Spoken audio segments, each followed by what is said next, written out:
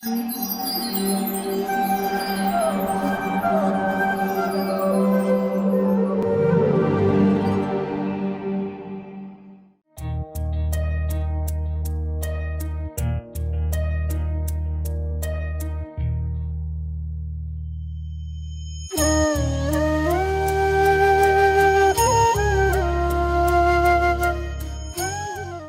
Krishna. Welcome to our program. Our speaker of the day is Shriman Gaurang Darshan Prabhu. He has done his master's degree from the prestigious Indian Institute of Science, Bangalore. Prabhuji is a disciple of His Holiness Radhanath Swami Maharaj, who is a senior disciple of His Divine Grace A.C. Bhaktivedanta Swami Srila Prabhupada. He is also a member of ISKCON Examination Board and takes classes on Srimad Bhagavatam, Sri Chaitanya Charitamrita and Vaishnav etiquettes. He has written elaborate workbooks on Bhagavad Gita, Srimad Bhagavatam and Chaitanya Charitamrita, with which the students can dive into intricacies of these great scriptures. He is a compiler of many other educational booklets and magazines, thus helping the seekers of Bhagavad knowledge.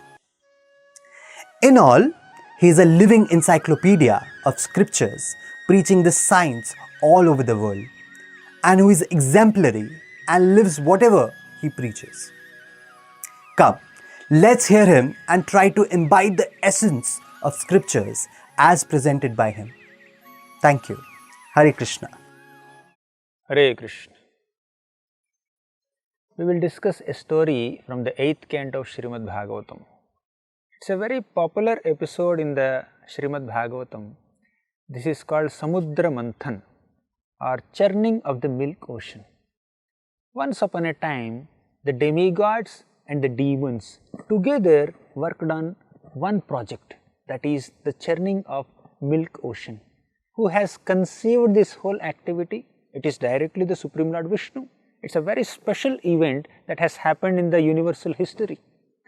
So these demigods and demons together churned the milk ocean to produce nectar.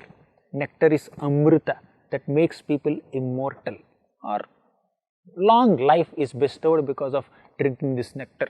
So what are the circumstances under which this activity was performed together by the demons and the demigods? So we will discuss the background of this story. In the 8th canto of Bhagavatam, the description comes that once Indra was traveling on his this beautiful elephant carrier called Airavata. Indra was sitting on Airavata elephant and he was moving like this. At that time, a powerful sage named Durvasa Muni came there. Durvasa Muni was wearing a garland and he was so pleased to see Indra. Indra was the king of heavenly planets, and Indra's darshan gave a lot of joy to Durvasa, and Durvasa was pleased to offer Indra a garland. Durvasa was a Brahmana. When a Brahmana gives a garland or any gift, a Kshatriya, a ruler like Indra, is supposed to receive it with great respect and honor. So Indra received this garland from Durvasa Muni, but Indra did not value that garland. Indra has given that garland little neglectfully to Airavata. And Airavata, being an ignorant animal, did not know what to do with that garland. Airavata just threw it on the ground and trampled it under his feet. So, seeing the whole scene, Durvasa Muni got offended. Durvasa Muni was so upset. Oh, this Indra was so puffed up, he is so proud of his material opulence. How can he disrespect the garland that I have given him? He is supposed to accept it as my blessing, but he is so neglectful and he ignored whatever blessing that I had given him in the form of this garland. All this is because of his position as the king of heaven. Because he was so puffed up, he was so proud of his material opulence, he neglected what I had given him. So Durvasa Muni became so angry and he cursed Indra. May Indra be deprived of all material position, all material wealth and opulence. So Indra was cursed by Durvasa Muni in this manner. When we have a lot of wealth in our possession, we are supposed to be very careful. We should be very cautious in dealing with other people. Our wealth, our education, our beauty, our influence are all blessings of God and godly people and saintly people. So, we are not supposed to be taking undue credit for all these possessions and unnecessarily disrespect people who are worthy of respect. Durvasa Muni, being a Brahmana, being a sage, is worthy of worship, he is worthy of respect, and Indra, being the king of heaven, he is supposed to offer all obeisances to Durvasa, but he was so neglectful. So, Indra was so puffed up. In the Srimad Bhagavad Gita, Krishna says, Dambhodharpobhimanascha krodha parushyameva Ajnanam chabhijatasya partha sampadamasurim. Dambha, darpa, abhimana means pride, avarice, arrogance. Abhimana means so much of false prestige about one's own position. Parushyameva means speaking very harshly. All these are qualities of demoniac people. But although these are qualities of demoniac people, sometimes demigods are also overwhelmed with these kind of qualities. Sometimes, unfortunately, even demigods also exhibit the qualities of demons. Here is Indra, who was so proud, who was so arrogant of his position. So, he disrespected Durvasa, and because of the curse of Durvasa Muni, Indra lost everything. Indra was the leader of demigods. As a leader, he was supposed to be very exemplary in his attitude and in his behavior. So, but Indra is having this poor consciousness of disrespecting a great sage, a Brahmana, because of his poor consciousness and demeanor that affected all the other demigods also. Eventually, the demigods lost all their positions, all their wealth and opulence is lost. The demons became so powerful and they attacked the demigods, and the demigods lost the heavenly planets. The demigods lost all their material opulence. When we are in a leadership position, we are supposed to be very careful in our conduct, because our activities, our mistakes and poor consciousness will not only ruin ourselves, it will ruin all the people who are following us also when we are leaders. A leader is supposed to be extremely careful in his consciousness. So, here is Indra, he is the leader of demigods. Because of his mistake, his offense to Durvasa Muni, Indra lost all material opulence. All the demigods lost everything. And this is not only once when Indra did this mistake. In another context in the universal history, Indra has done similar mistake. Once Indra was sitting on his royal throne and he was being praised by all the demigods and Gandharvas and Apsaras. So many musicians and singers and people who are playing musical instruments and dancers, they were doing a lot of celebration in the assembly of heaven. And Indra was enjoying all this. He was sitting on a very high throne and he was so enjoying. In that context, at that time, Brahaspati, who was the guru of all these demigods, entered that arena. When Brahaspati entered the assembly of Indra, Indra, being a disciple of Brahaspati, he is supposed to receive Brahaspati. He was supposed to welcome Brahaspati. And Brahaspati was supposed to be offered a seat, welcomed, and Indra was supposed to wash the feet of Brahaspati because he was a guru, he is a Brahmana. But Indra became so neglectful. He ignored Brahaspati's presence. He did not do anything to welcome Brahaspati. He did not do anything to respect him. He did not even get up from his seat also. He did not acknowledge the presence of Brahaspati only. He was thinking, my guru is coming every day to my assembly. Yesterday he came, day before yesterday he came, tomorrow also he will come, today also he came. What am I supposed to do more to welcome him? So, because of this neglectful attitude towards Guru, Brahaspati understood, oh, this Indra is so puffed up of his material opulence. He is thinking he is the owner of all these heavens, he doesn't need my blessings anymore. So, Brahaspati did not speak a single word. He did not curse Indra. He just left from that place. when Brihaspati left from that assembly, after that Indra regretted, oh, I did not welcome my guru when he came here. So he was regretful, but nevertheless he has done this offense. Because of offense committed to a guru, a Brahmana, Indra and all the demigods lost their opulence. Similar case is happening in Durvasa's case also. Durvasa Muni also gave a garland to this Indra, but Indra did not respect it. Because of this, he has lost all opulence. He has lost his position as the king of demigods, and other demigods are also affected by it. When we do some mistake, people who are connected to us also will be affected by that mistake. So we need to be very careful and cautious, especially when we are kings or leaders or rulers or are managing a group of people. So when all the demigods lost their opulences, they went to Brahmaji.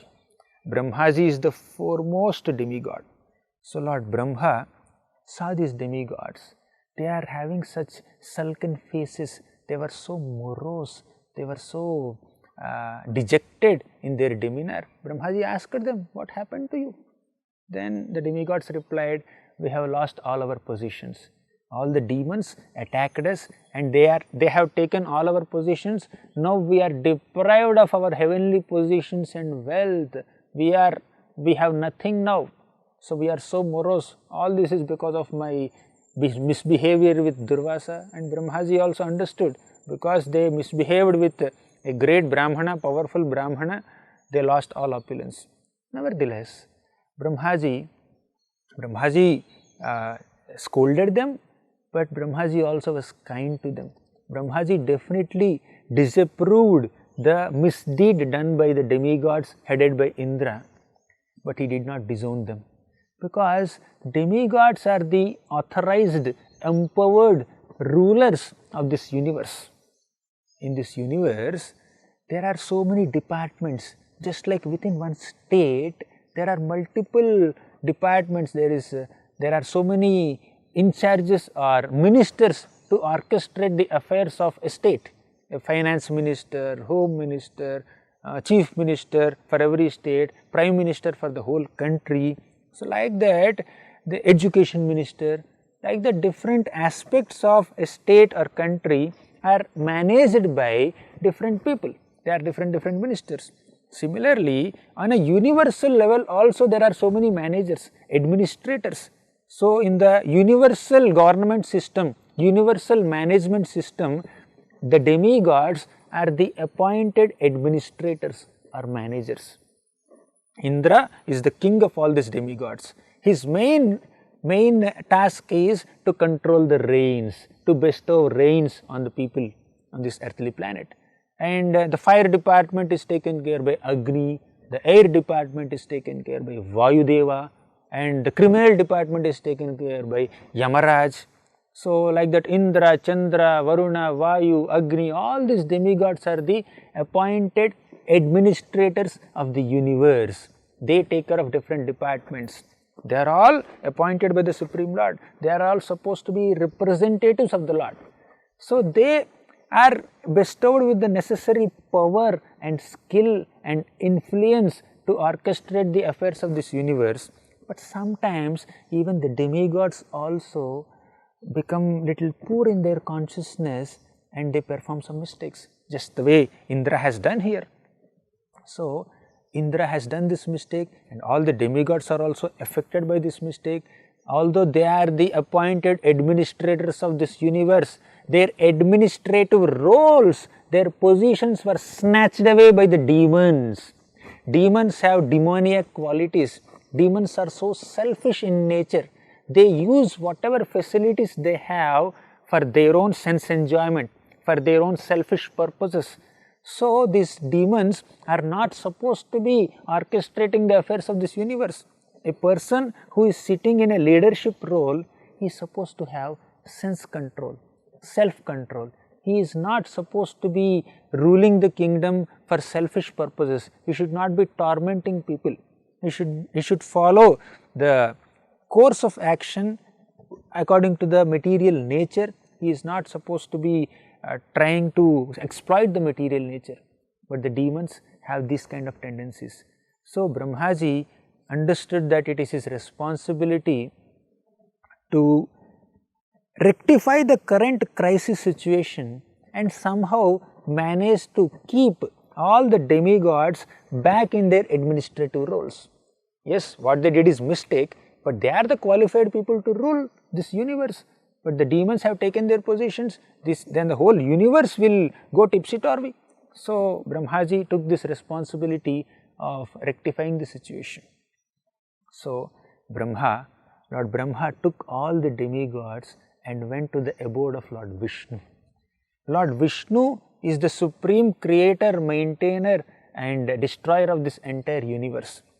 Vishnu is the supreme god and Brahmaji is a demigod who is appointed by Vishnu for doing a secondary subsequent creation of this universe. He is supposed to be responsible to increase the population of this universe, take care of all the demigods and guide them whenever they need.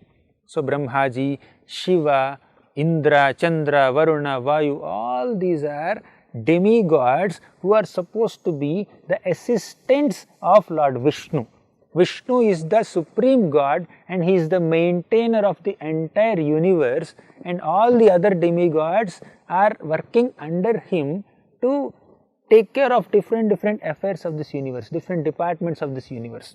Whenever there is a problem in the community of demigods, these demigods approach Lord Brahma for help, and when Brahmaji is able to solve the problem, he may do it, but if it is beyond his scope also, beyond his jurisdiction also, and beyond his capacity also, then Brahmaji directs all these demigods to the shelter of Lord Vishnu. He prays. Whenever there are some discrepancies in this world, then all the demigods headed by Brahmaji and Shiva and Indra and all these people would go to Lord Vishnu and pray to Lord Vishnu, my dear Lord Vishnu, can you please descend into this earthly planet and rectify this situation? Here righteous people are being overpowered by miscreants. So please convert this situation. Let the righteous people be the rulers. Let the miscreants be punished appropriately. So this is the request of all the demigods. So whenever there are some discrepancies in this universal management, universal administration, all the demigods would seek the shelter of Lord Vishnu. And Lord Vishnu is the person who is praised and worshipped by all these demigods. Demigods are his servants. There is a beautiful shloka that comes. Lord Vishnu is the head of all these demigods. All the demigods report to Lord Vishnu. Vishnu is praised in this way.